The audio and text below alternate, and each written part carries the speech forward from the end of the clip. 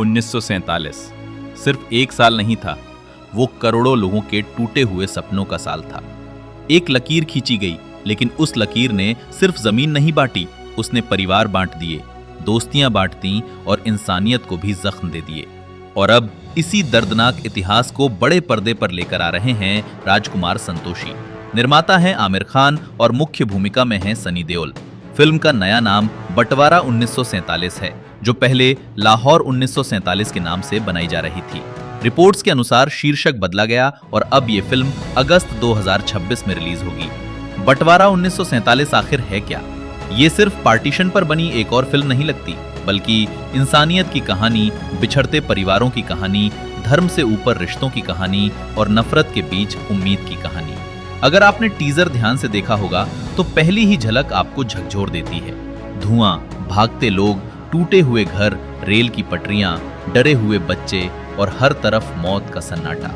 यानी मेकर्स ने पार्टीशन को सिर्फ इतिहास नहीं, एक मानवीय त्रासदी की तरह दिखाने की कोशिश की है। सनी देओल, फिर एक दमदार अवतार सनी देओल का किरदार टीजर में उम्मीद और साहस का प्रतीक दिखाई देता है। उनकी आंखों में गुस्सा कम, दर्द ज्यादा दिखाई देता है। अगर पूरी फिल्म में यही इंटेंसिटी रही तो ये उनके करियर की सबसे यादगार परफॉर्मेंसेज में से एक बन सकती है। शबाना आजमी, अभिनय की ताकत, शबाना आजमी जैसी दिग्गज कलाकार की मौजूदगी इस फिल्म को और मजबूत बनाती है। उनके किरदार से गहरे भावनात्मक असर की उम्मीद की जा रही है। ये फिल्म सनी देओल और राजकुमार संतोषी की लंबे समय बाद वापसी भी मानी जा रही है। राजकुमार संतोषी प्लस आमिर खान बराबर ड्रीम कॉम्बिनेशन। जब डायरेक्शन संभाल रहे हों राजकुमार संतोषी और प्रोडक्शन हो आमिर खान प्रोडक्शंस का, तो उम्मीदें अपने आप बढ़ जाती हैं। इतिहास, इमोशन और बड़े पैमाने की स्टोरी टेलिंग इस फिल्म की सबसे बड़ी ताकत हो सकती है। फिल्म का संगीत AR रहमान दे रहे हैं।